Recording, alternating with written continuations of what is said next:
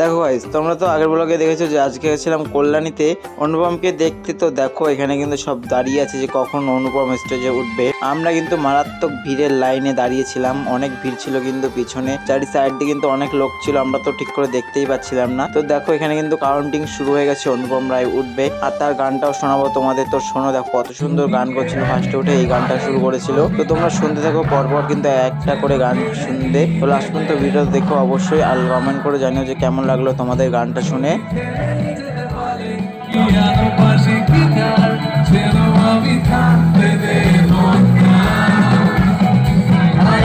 আমি জানি চোরা বালি কত জানি, আমাদের